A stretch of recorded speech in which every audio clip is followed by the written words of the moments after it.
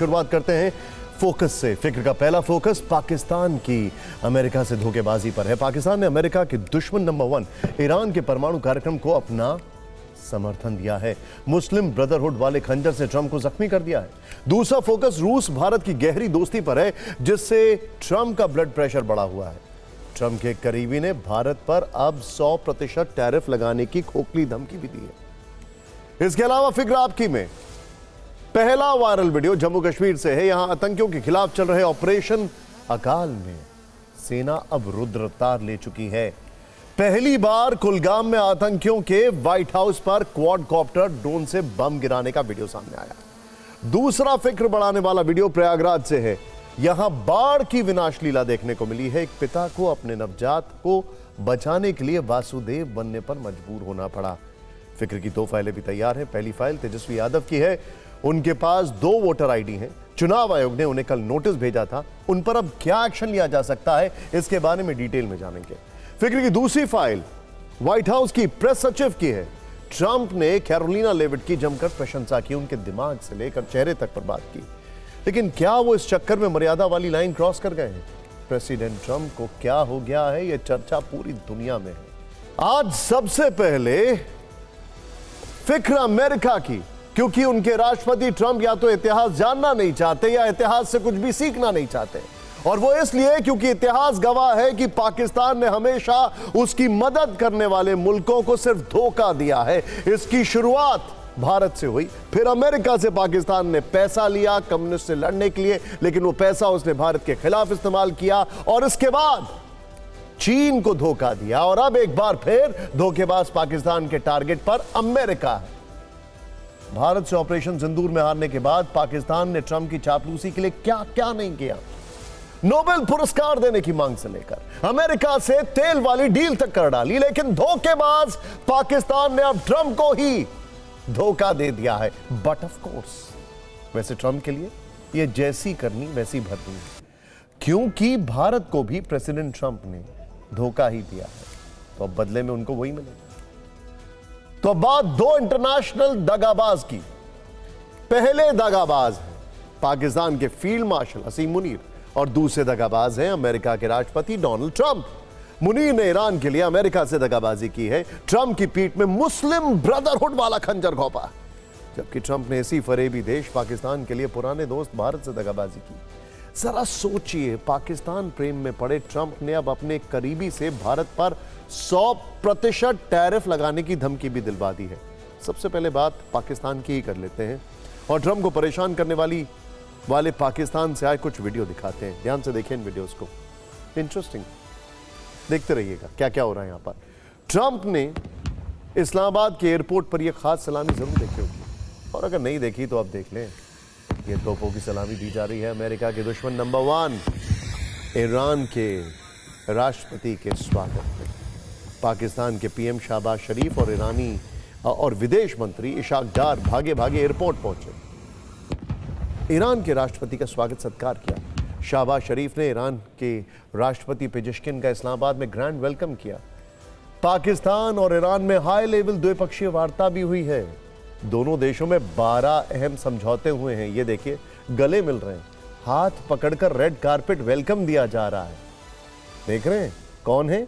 एक तरफ वो जो पीस प्राइज की बात कर रहे हैं ट्रंप के लिए, जिन ट्रंप ने ईरान के ऊपर बम गिराए, और दूसरे वो हैं जिनके ऊपर ट्रंप ने बम गिराए।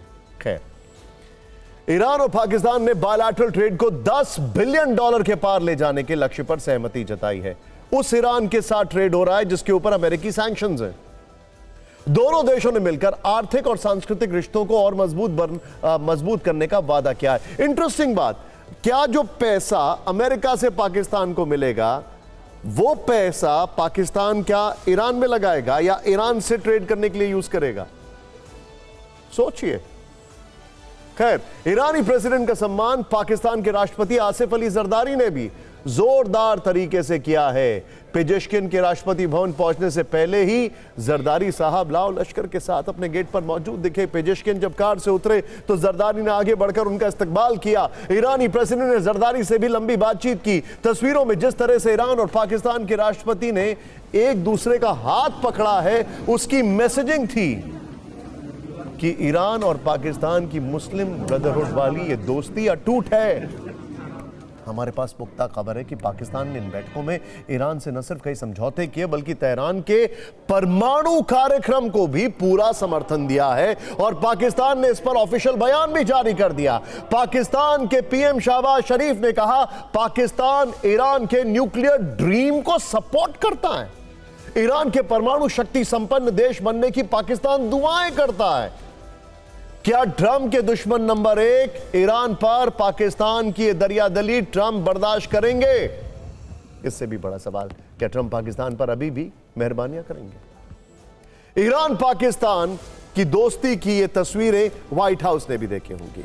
ईरान के साथ में पाकिस्तान की जुगलबंदी ट्रंप को भी जरूर पता चली होगी। शहबाज शरीफ ने जो ईरान के परमाणु कार्यक्रम को अपना समर्थन दिया है, ट्रंप को इस बारे में भी पता चल ही गया होगा।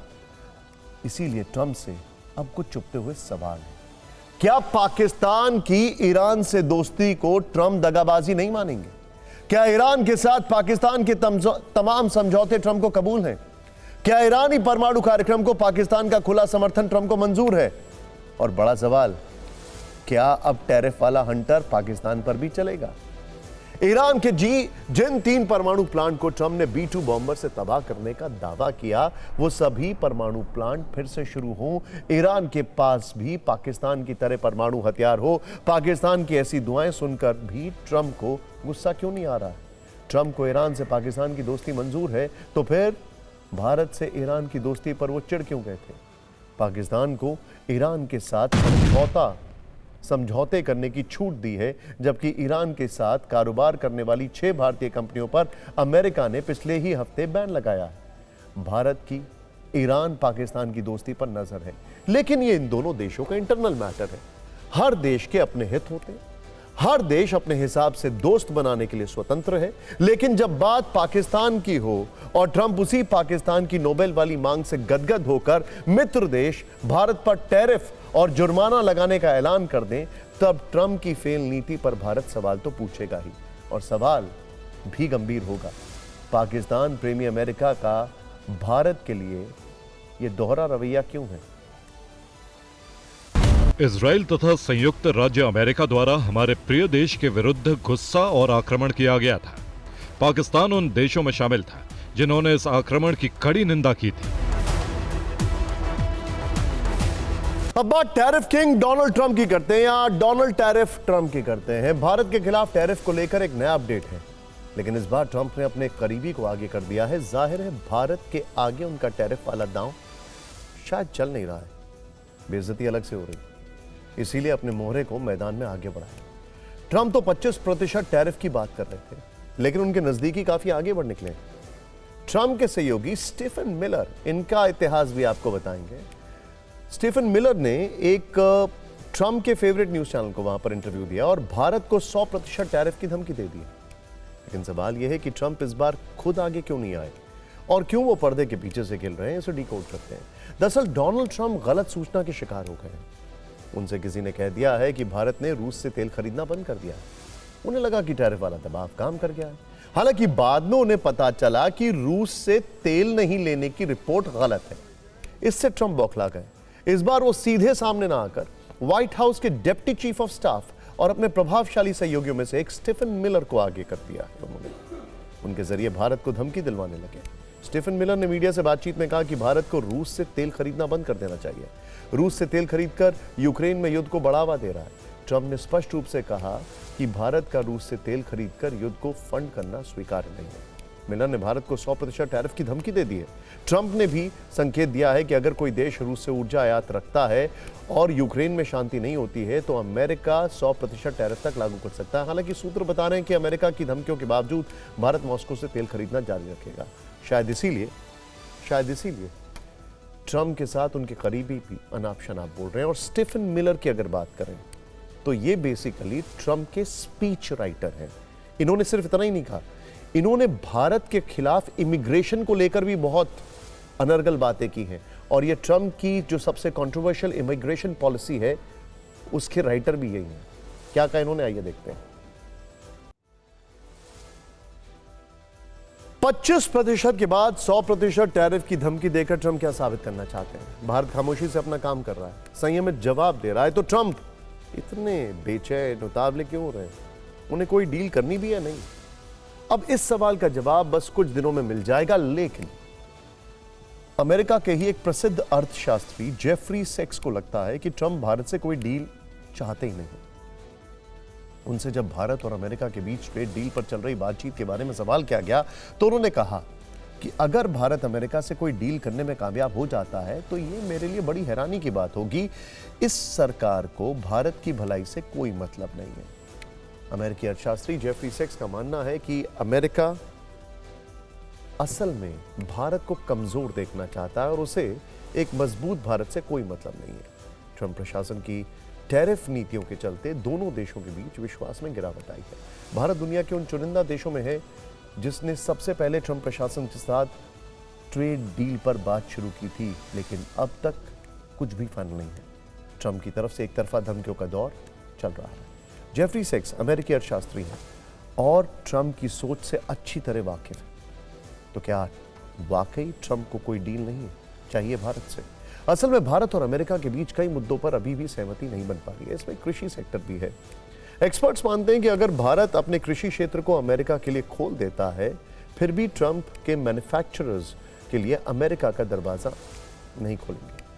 ट्रंप का पूरा आइडिया ही यह है कि कम कीमत पर सामान बनाने वाली कंपनियां किसी भी हाल में अमेरिका ना आ पाए। इसीलिए वो ऐसा कुछ भी नहीं करेंगे जिससे ये रास्ता बने कि भारत चीन को रिप्लेस करने की दिशा में आगे बढ़ रहा है। जेफरी सेक्स ने यह भी सलाह दी है कि हो सकता है कि अभी ट्रंप को कुचलने के लिए भारत का साथ चाह रहे हो। अभी ट्रंप चीन को कुचलने के लिए भारत का साथ चल रहे हो, लेकिन वो कभी भारत को पसंद नहीं करते हैं। वो ग्लोबल सप्लाई चेन में भारत को नहीं देखना चाहते हैं। आपको बता दें कि ट्रंप ने भारत पर दबाव बढ़ाने के लिए 25% टैरिफ लगाया है। उन्होंने 31 जुलाई को इसकी घोषणा की थी, लेकिन ये घोषणा एक हफ्ते बाद से लागू होगी। इसमें काफी कम वक्त बाकी बचा है। अमेरिका चाहता है कि भारत कृषि और डेयरी सेक्टर में रियायत दे, लेकिन भारत इसे लेकर तैयार नहीं है। इसी वजह से दोनों देशों के बीच ट्रेड डील अटकी हुई है और ट्रंप बार बार धमकी देकर दबाव बनाने की कोशिश कर रहे हैं। आपको बता दें कि ट्रंप खुद भी भारत पर टैरिफ लगाने के मामले में लगातार बयान दे रहे हैं। भारत से मित्रता को कड़वाहट में बदल रहे हैं। अब से थोड़ी देर पहले उन्होंने एक बार फिर से भारत रूस दोस्ती पर चिढ़ दिखाई है। कहा है कि भारत पर और ज्यादा टैरिफ बढ़ाएंगे। उन्होंने झूठे आरोप लगाए कि भारत को यूक्रेन में मारे जा रहे लोगों की कोई चिंता नहीं है। भारत सस्ता तेल खरीदकर युद्ध में रूस की मदद कर रहा है। यहां भी ट्रंप को हम बताना चाहेंगे कि वो भारत के खिलाफ दुष्प्रचार वाली इंटरनेशनल टीम को लीड कर रहे हैं। भारत युद्ध में रूस की कोई मदद नहीं कर रहा है। भारत शुरू से शांति का पक्षधर है। भारत सिर्फ अपने हितों के लिए, अपने देश की जनता की भलाई के लिए ही रूस से तेल खरीद रहा है। इंटरेस्टिंग बात क्या है, हमने शुरुआत की थी शो की कि ट्रंप को इतिहास के बारे में या तो जानकारी नहीं है, वो सीखना नहीं चाहते हैं। अब थोड़ा रीसेंट इतिहास की बात कर लेते हैं। रीसेंट जो इवेंट्स उनकी बात कर रहे हैं, 2023 से लेकर अभी तक सबसे बड़ा एक्सपोर्ट अगर अमेरिका किसी कंट्री को कर रहा है वो भारत है। अगर भारत से वो दुश्मनी मोल लेना चाहते हैं तो उनका एक बहुत बड़ा मार्केट जा रहा है, ये वो समझ नहीं पा रहे हैं। खैर, ट्रंप के टारगेट पर कई देश हैं, खासकर ब्रिक्स देश। अब ये समझिए आप, ब्रिक्स देश, इसीलिए ब्राजील भी अमेरिका के निशाने पर है। ट्रंप कई बार ब्राजील के राष्ट्रपति लूला दा सिल्वा के खिलाफ बयान दे चुके हैं और लूला दा सिल्वा भी हेड ऑन उनको ले चुके हैं। लेकिन लूला दा सिल्वा का लेटेस्ट दावा बेहद चौंकाने वाला है। लूला दा सिल्वा का आरोप है कि अमेरिका ने ब्राजील में तख्ता पलट करने की कोशिश की, यानी अमेरिका लूला दा सिल्वा की सरकार को गिराना चाहता है। किसी देश के अंदरूनी मामले में दखल देने का यह गंभीर आरोप है और अमेरिका की ऐसी हिस्ट्री वैसे भी रही है। ब्राजील के राष्ट्रपति ने यह आरोप उस वक्त लगाया है जब अमेरिका के साथ उनके रिश्ते एपिक लो पर है। यह बयान ऐसे समय में आया है जब ट्रंप ने ब्राजील से होने वाले आयात पर 50% टैरिफ लगाने की घोषणा की है। इससे दोनों देशों के बीच व्यापारिक टकराव और भी गहरा गया है। गुस्साए राष्ट्रपति लूला दा सिल्वा ने डॉलर के बहिष्कार करने की अपील कर दी है।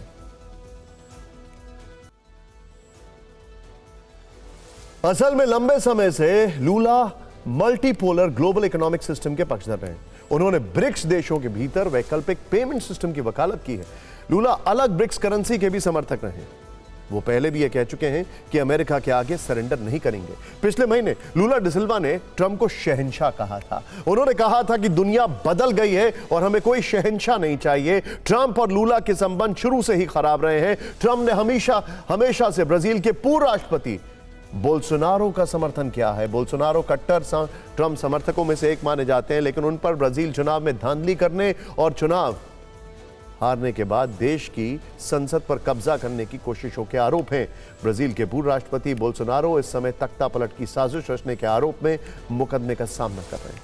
ट्रंप ने ब्राजील पर 50% टैरिफ लगाया है और उन्होंने इसके पीछे बोल्सोनारो के खिलाफ चलने वाले मुकदमे को वजह बताया है। इसके अलावा ट्रंप ने बोल्सोनारो के मुकदमे को सुनने वाले जज पर भी प्रतिबंध लगा दिया है। इसी से आप अंदाजा लगा सकते हैं कि ट्रंप बोल्सोनारो को कितना पसंद करते हैं और लूला उन्हें कितना नापसंद है। ये पहली बार नहीं है जब अमेरिका पर किसी देश में तख्ता पलट की साजिश का गंभीर इल्जाम लगा है। बांग्लादेश में शेख हसीना की सरकार गिराने के पीछे भी अमेरिका का नाम ही सामने आया था। अरब स्प्रिंग अच्छी तरीके से पता होगा आपको, उसमें भी अमेरिका का नाम सामने आया था। अब एक बड़ी हैरान करने वाली खबर, टैरिफ के अलावा राष्ट्रपति ट्रंप अब प्रेस सचिव को लेकर किए गए कमेंट्स पर भी काफी चर्चा में है। डोनाल्ड ट्रंप ने व्हाइट हाउस की प्रेस सचिव कैरोलिन लेविट को लेकर जो बयान दिया है, उसके बाद कहा जा रहा है कि ट्रंप ने मर्यादा की लाइन क्रॉस कर दी है। अमेरिकी राष्ट्रपति ट्रंप ने एक इंटरव्यू में प्रेस सचिव कैरोलिन लेविट की खूब तारीफ की। उनके होठों को किसी मशीन गन की तरह बताया। प्रेस सचिव के लिए ऐसे शब्दों में बात करना कई लोगों को अजीब और असहज लगा। कहा जाने लगा कि राष्ट्रपति की कुर्सी पर बैठे व्यक्ति को ऐसा बयान शोभा नहीं देता है, लेकिन ट्रंप है, वो ऐसे विवादों की चिंता शायद ही करते हैं। ट्रंप ये जानते थे कि वो एक सार्वजनिक इंटरव्यू में बैठे हैं जहां कैमरा उनकी हर बात को रिकॉर्ड कर रहा है, फिर भी वो अपनी प्रेस सचिव को लेकर शब्दों की सीमा लांघ गए। ट्रंप से जब कैरोलिन लेविट को लेकर सवाल किया गया तो उन्होंने तुरंत कहा कैरोलिन बेहतरीन है, वो फिलहाल स्टार है, उनके जैसा प्रेस सचिव व्हाइट हाउस में अब तक कोई नहीं रहा है। कैरोलिन का चेहरा, दिमाग और होठ बेमिसाल हैं। जब वो बोलती हैं तो उनके होठ ऐसे हिलते हैं जैसे कोई मशीन गन हो। ये क्या कह रहे हैं ट्रंप? कैरोलिन लेविट को आपने अक्सर व्हाइट हाउस में प्रेस कॉन्फ्रेंस करते देखा होगा। 27 साल की लेविट तेज तर्रार तरीके से सरकार का पक्ष पत्रकारों के सामने रखती। कुछ दिन पहले ही कैरोलिन लेविट ने ट्रंप को नोबेल शांति पुरस्कार देने की मांग की थी। दावा किया था कि ट्रंप ने 6 शांति समझौते करवाए, ऐसे में वो नोबेल के सच्चे हकदार हैं। इसके बाद से ही ट्रंप अपनी प्रेस सचिव कैरोलिन से काफी खुश नजर आ रहे हैं। वैसे भी वो व्हाइट हाउस के उन अधिकारियों में शामिल हैं जो ट्रंप की गुड बुक्स में हैं। विदेश दौरों पर भी अक्सर उन्हें ट्रंप के साथ देखा जाता है। कैरोलिन ने अपने करियर की शुरुआत व्हाइट हाउस से की थी। वो वर्ष 2017 में इंटर्न के तौर पर व्हाइट हाउस से जुड़ी। व्हाइट हाउस प्रेस ऑफिस में काम करना शुरू किया। 2 साल बाद वर्ष 2019 में उन्हें व्हाइट हाउस में सहायक प्रेस सचिव बना दिया गया। 2020 में जब ट्रंप राष्ट्रपति पद का चुनाव हारे तो कैरोलिन राजनीति में उतरी। न्यू हैम्पशायर से चुनाव लड़ा लेकिन हार गए। पिछले साल जब ट्रंप जीते तो उन्होंने लेविट को व्हाइट हाउस का प्रेस सचिव बनाने का ऐलान किया। जनवरी 2025 से वो इस पद पर है। कैरोलिन लेविट शादीशुदा हैं। उन्होंने 2023 में रियल एस्टेट कारोबारी निकोलस रिकियो से शादी की, जो उम्र में उनसे करीब 32 साल बड़े हैं। ट्रंप ने जो कुछ कहा उसके बाद अमेरिका में बहस हो रही है कि कोई राष्ट्रपति किसी महिला को लेकर इतनी अजीब सी बातें कैसे कह सकता है। देखिए, एक बात आपको बता दें, ट्रंप की गुड बुक्स में कोई होता है, वो कब तक होता है, ये अपने आप में बहुत बड़ा सवाल है।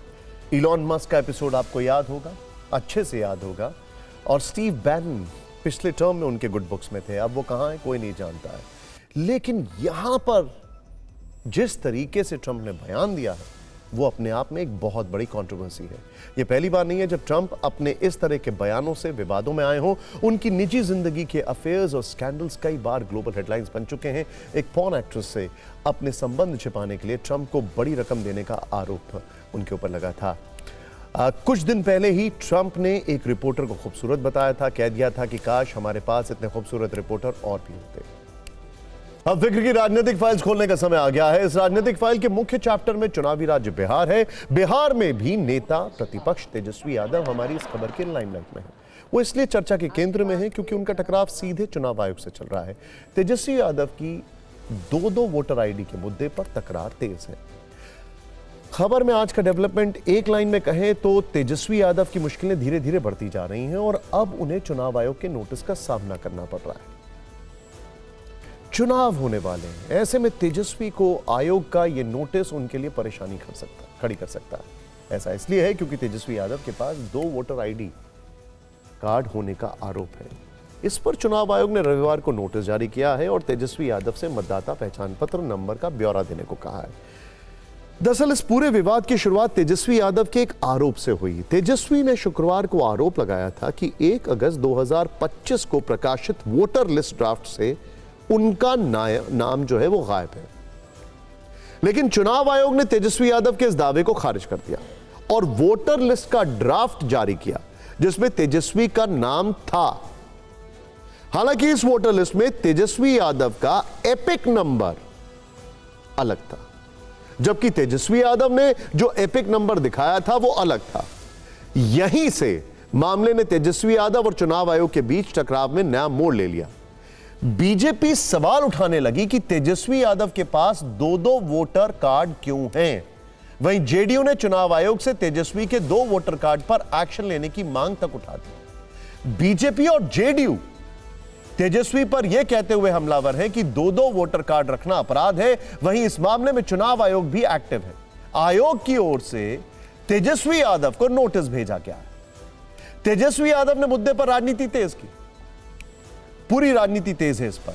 यह तब है जब तेजस्वी और राहुल गांधी लगातार चुनाव आयोग को घेर रहे हैं, चुनाव आयोग पर वोटों की चोरी के आरोप लगा रहे हैं। ऐसे में बिहार विधानसभा चुनाव से पहले तेजस्वी की वोटर आईडी का प्रकरण तूल पकड़ चुका है। विरोधियों के लिए यह विवाद एक मौका लेकर आया है। इस हवा ने सियासी रुख को पूरी तरह से बदल दिया है। एक बार बयानों की रील देखिए, फिर आपको बताएंगे कि अगर तेजस्वी यादव के पास 2 वोटर कार्ड मिले तो क्या हो।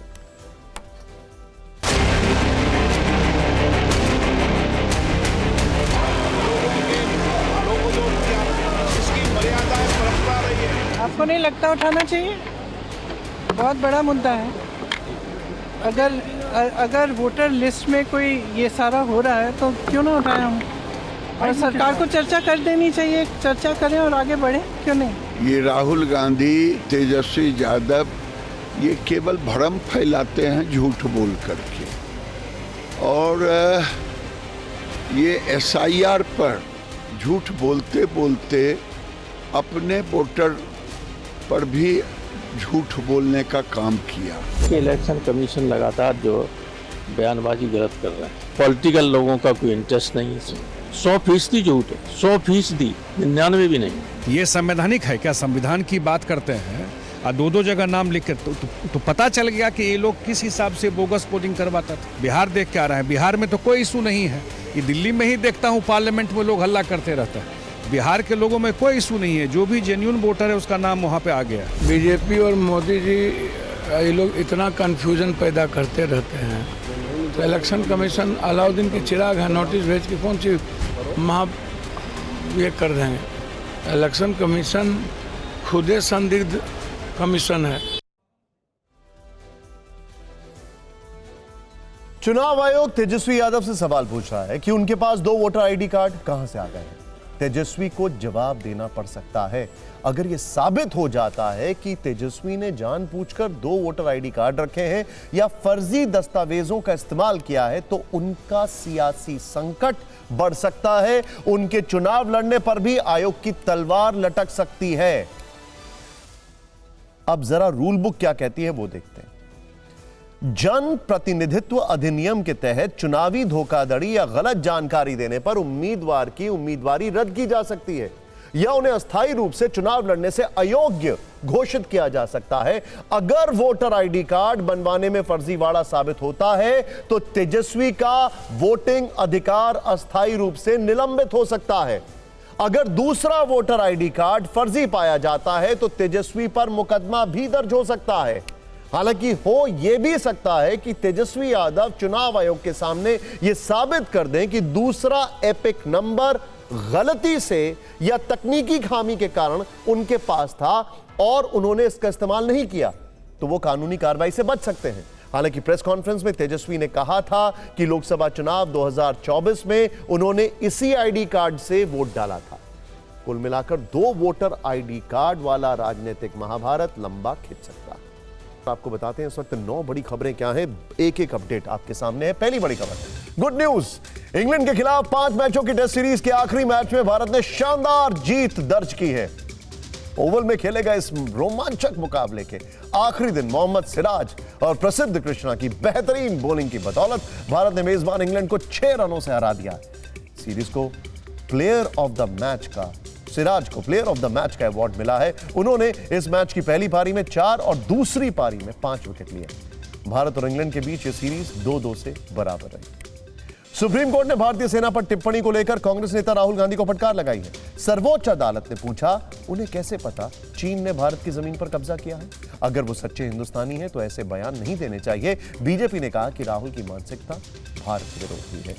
मंगलवार से संसद नियमित तौर पर चलने की संभावना है। इसे लेकर सत्ता पक्ष और विपक्ष में सहमति बन गई। हालांकि एसआईआर को लेकर गतिरोध बना हुआ है, जिस पर विपक्ष का सुझाव है कि चुनाव सुधारों पर चर्चा की जाए। इस मुद्दे पर अंतिम फैसला स्पीकर लेंगे। चुनावी राज्य बिहार में मुख्यमंत्री नीतीश कुमार ने शिक्षक भर्ती में डोमिसाइल नीति लागू करने का ऐलान किया। यानी अब टीचर भर्ती में बिहार के लोगों को प्राथमिकता दी जाएगी। यह बदलाव टीचर रिक्रूटमेंट एग्जाम 4 से लागू किया जाएगा। कई महीनों से इस मुद्दे पर राज्य में हंगामा चल रहा था। जम्मू कश्मीर को लेकर पूर्व सीएम फारूक अब्दुल्ला के बोल फिर बेकाबू हो गए। अब उन्होंने कहा है कि कश्मीर में न तो आतंकवाद कभी खत्म हुआ है, न ही खत्म होगा। उन्होंने पाकिस्तान के साथ रिश्ते बेहतर करने की भी वकालत की है। दिल्ली के पौष इलाके चाणक्यपुरी में कांग्रेस की महिला सांसद आर सुधा के साथ लूट हुई है। मॉर्निंग वॉक के दौरान उनके साथ चेन स्नैचिंग की वारदात हुई है।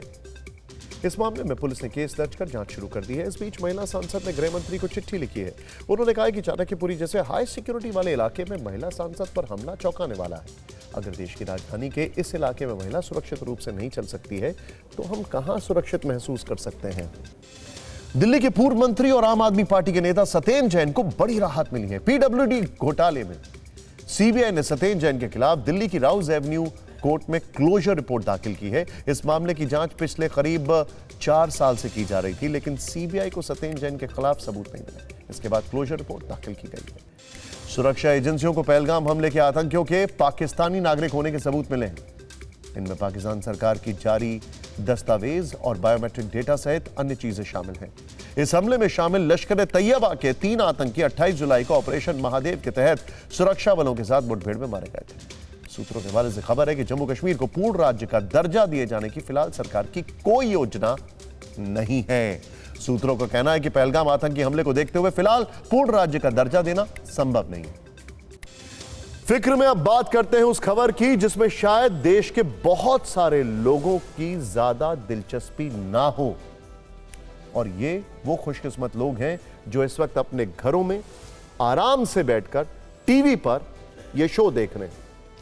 लेकिन आज आपको उन लोगों की फिक्र होनी चाहिए जिनकी जिंदगी इस वक्त कदम कदम पर इम्तिहान ले रही है, जिन्हें सड़क पर चलते हुए यह तक नहीं पता है कि वो अगले पल सुरक्षित भी हैं या नहीं। आज हम उत्तर प्रदेश के प्रयागराज की ऐसी खबर लेकर आए हैं जिसमें न ग्लैमर है, न टीआरपी है, न नेताओं के लिए मसाला है, लेकिन इस खबर में एक पिता की चिंता है जो अपने बच्चे की जिंदगी बचाने के लिए उसे हाथों में उठाकर ऐसे पानी में उतर जाता है जिसमें सिर्फ गंदगी है।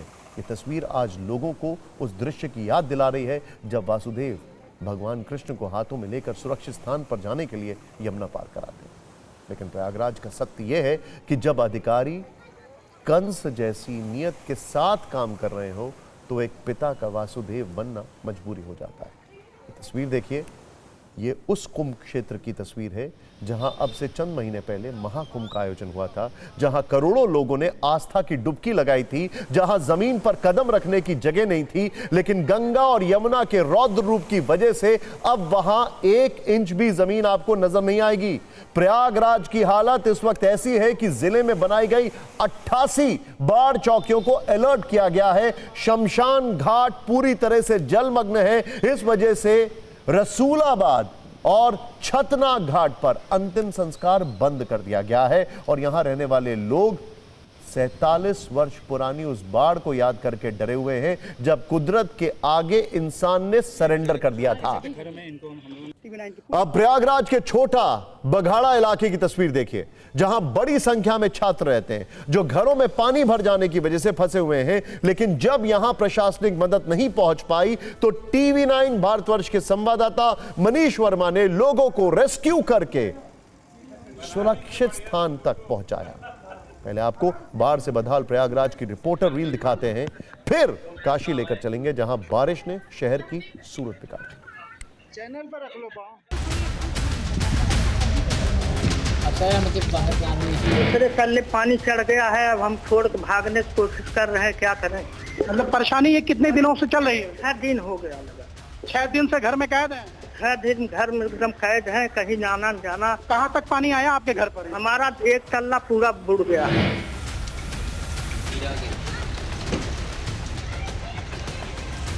शासन की तरफ से कोई मदद दी मदद नहीं है, न खाने की न पीने की, न कोई व्यवस्था नहीं है। तो निकलना है, आप निकल नहीं पा रहे? हाँ सर, निकलना है, निकल नहीं पा रहे हैं क्योंकि अब जरूरत की चीजें खत्म हो गई है तो जाना है। घर वाले भी डर रहे हैं। 3 दिन हो गया है पानी आए हमारे घर में और अभी तो हम फिलहाल यहाँ सामान लेने आए हैं। लगभग यहाँ तो 9 फीट पानी है, कमरे के अंदर 9 फीट पानी है, बाकी और बाहर। तो रेस्क्यू किया जा रहा है इनको अपनी बोट पे। TV9 भारतवर्ष अपनी बोट पे ला रहा है ताकि ये अपने घरों से निकलकर कैंप की तरफ जा सके। आप देख सकते हैं तमाम महिलाएं हैं, बुजुर्ग हैं जो पिछले कई दिनों से इसमें फंसे हुए थे अपने घर में, चूंकि बाढ़ आ चुकी है और बाढ़ से इनका जो मकान है पूरी तरीके से डूब चुका है। ये पूरा क्षेत्र महाकुंभ क्षेत्र है जहाँ पर मेले के दौरान यहाँ संत महात्माओं के शिविर, अखाड़ों के अपने शिविर लगे थे।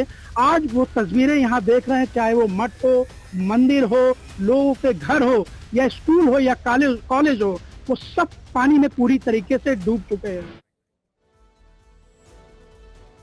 जो हालात इस वक्त प्रयागराज के लोगों के हैं, कुछ वैसा ही दर्द बाबा विश्वनाथ की नगरी वाराणसी में रहने वाले लोग भी महसूस कर रहे हैं, जहां निचले इलाकों में सब कुछ पानी में समा चुका है। वाराणसी और प्रयागराज में गंगा का पानी 1 लाख से अधिक घरों में घुस गया है।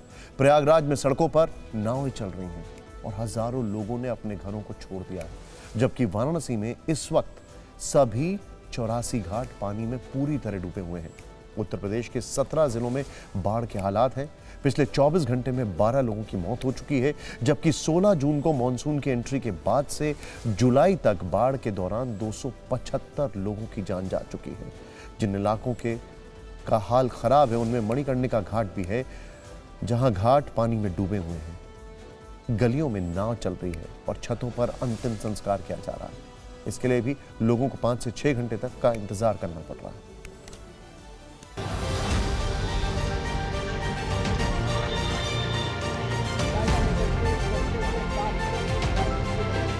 लोगों से बात भी की है और लोगों ने संतोष व्यक्त किया कि राहत सामग्री पर्याप्त मात्रा में आ रही है। कुनिया की तरफ से हम लोग आ रहे हैं। किस तरह के हालात हैं अभी? हालात तो एक नेचुरल कैलामिटी है, एक दैवी आपदा है, ये मैन मेड नहीं है, दैवी आपदा है।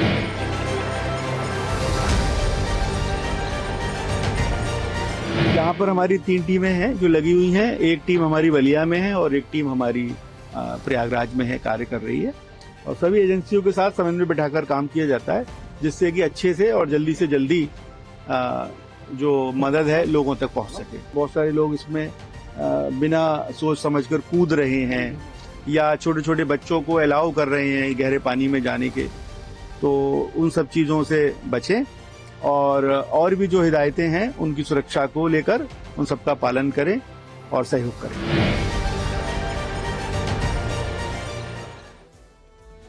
देखिए, कहानी सिर्फ प्रयागराज और वाराणसी की नहीं है। कल दिन भर हमने आपको बताया किस तरीके से हिमाचल के हालात खराब और देश के दूसरे राज्यों के साथ पहाड़ी हिस्सों में भी कदम कदम पर जान मुसीबत में है। अरुणाचल के शी योमी जिले से लैंडस्लाइड की डराने वाली तस्वीरें आई हैं। हालांकि इस भूस्खलन के बाद बीआरओ ने मैराथन स्तर पर काम करके यातायात को फिर से शुरू कर दिया है। इसी तरह उत्तराखंड के धारचूला में बादल फटने से जबरदस्त तबाही हुई, सड़कें बह गई, घरों और गाड़ियों को नुकसान हुआ है। यहां भी रेस्क्यू का काम जारी है। कुल मिलाकर हालात ये हैं कि पहाड़ों से लेकर मैदानी इलाकों तक बारिश और बाढ़ का ब्रेक फेल हो गया है और मकान, दुकान और इंसान सब सैलाब के सामने सरेंडर मोड में।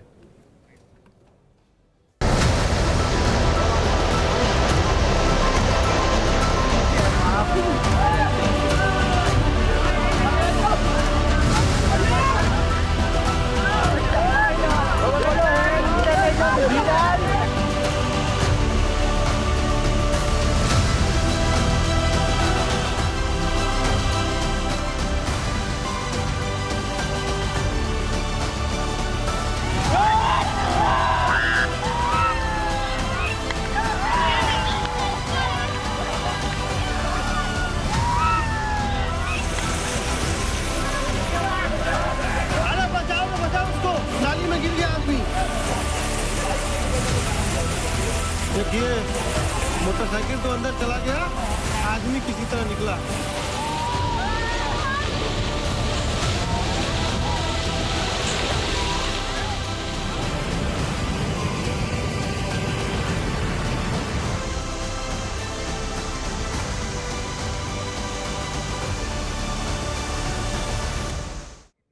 एक अपडेट सुप्रीम कोर्ट का आपको दे देते हैं, जिसने राजनीति में भूचाल ला दिया। ये भूचाल नेता प्रतिपक्ष राहुल गांधी पर कोर्ट की एक टिप्पणी की वजह से आया है।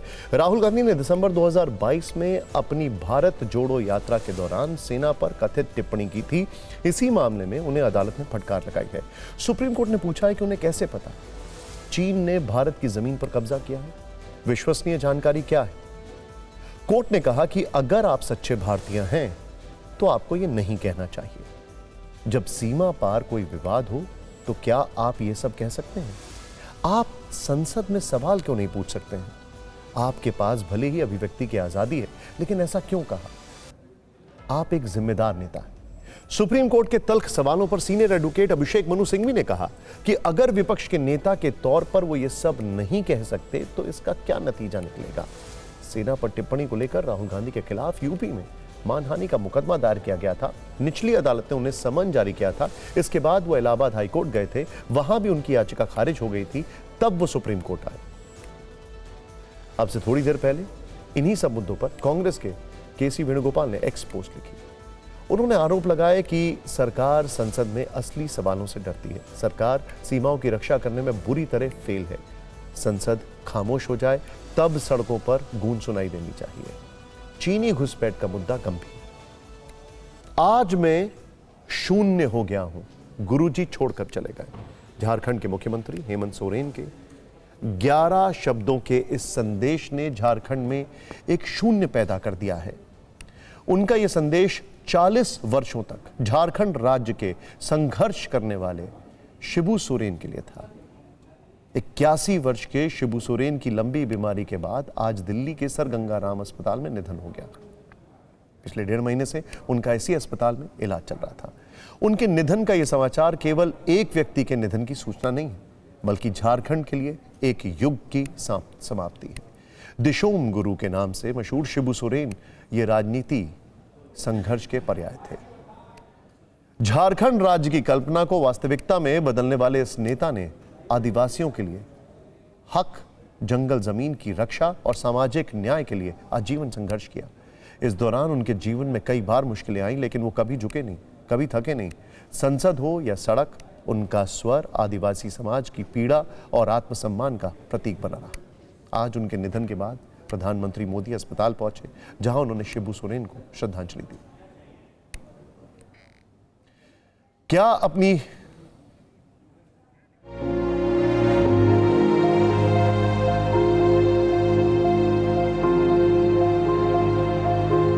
झारखंड की जनता, देश के आदिवासी समूह के लोगों के बीच में एक छांव की तरह अपने बाहें पसार कर लोगों को संरक्षण देते रहे। आज वो छांव हम लोग के बीच भी नहीं।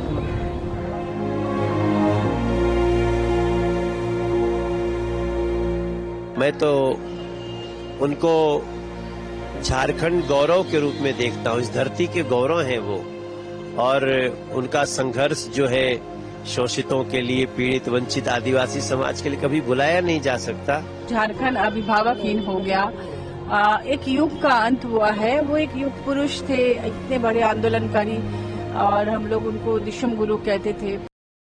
अब बात करते हैं केरल के डॉक्टर A.K.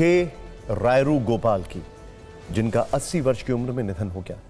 फिक्र के कई फैंस ये नाम पहली बार सुन रहे होंगे, लेकिन आपको बता दें कि अपने सेवा कार्य की वजह से लाखों लोगों के लिए वो एक मसीहा की तरह थे। केरल के कन्नूर के रहने वाले डॉक्टर गोपाल 2 रुपीस डॉक्टर के नाम से जाने जाते थे। ऐसा इसलिए क्योंकि वो किसी भी मरीज का इलाज करने के लिए केवल 2 रुपए फीस लेते थे। पिछले 50 वर्षों से वो महज 2 रुपए में लोगों का इलाज कर रहे थे, और उनका क्लिनिक सुबह 4 बजे से शाम के 4 बजे तक खुला रहता था। हर दिन डॉक्टर गोपाल के क्लिनिक में कन्नूर और अस्पताल के जिलों के सैकड़ों मरीज आते थे। उनका क्लिनिक महज ईंट और सीमेंट की इमारत नहीं, बल्कि गरीब लोगों के लिए उम्मीद थी। बीमार शरीर का इलाज तो दवा से होता है, लेकिन बीमार समाज का इलाज सेवा से किया जाता है। डॉक्टर गोपाल इस बात को जानते थे, इसीलिए वो हर मरीज का इलाज सिर्फ 2 रुपए में करते थे। कई लोग उन्हें जनता का डॉक्टर भी कहते थे। केरल के मुख्यमंत्री पिनरई विजयन ने डॉक्टर गोपाल के निधन पर शोक जताया है और उन्हें श्रद्धांजलि दी है। पिछले 50 वर्षों से वे केवल 2 रुपए में लोगों का इलाज कर रहे थे। लोगों की सेवा के प्रति उनका समर्पण गरीब मरीजों के लिए एक बहुत बड़ी राहत है। अब जरा रूस यूक्रेन युद्ध का अपडेट आपको दे देते हैं। अब यूक्रेन की सेना में महिला सैनिकों की संख्या बढ़ रही है। रूस के सैनिकों से वो लोहा ले रही हैं। ये रिपोर्ट देखिए।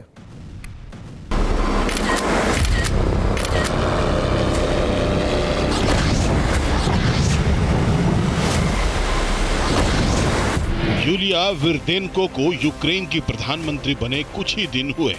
एक महिला को यूक्रेन की पीएम बनाने के बाद ज़ेलेंस्की ने फौज में भी महिलाओं की भागीदारी बढ़ाने पर जोर दिया है। उनके प्लान का असर ये हुआ कि यूक्रेन की सेना में महिलाओं की संख्या दोगुनी हो गई। युद्ध के दौरान 3.5 साल में उनका आंकड़ा बढ़ता चला गया। अब जंग के मैदान में वो दुश्मनों पर कहर बनकर टूट रही हैं। 2022 में रूस के साथ युद्ध शुरू होने से पहले यूक्रेन की फौज में 50,000 महिला सैनिक थी, जो अब बढ़कर 1 लाख को पार कर गई है। ये बड़ा बदलाव है। फिलहाल यूक्रेन के पास कुल 10 लाख सैनिक हैं। मीडिया रिपोर्ट्स के मुताबिक महिलाओं पर सेना में शामिल होने का दबाव नहीं है, बल्कि वो खुद ही आगे आ रही हैं। मोर्चे पर वो तोपें भी संभाल रही हैं और ड्रोन भी ऑपरेट कर रही हैं।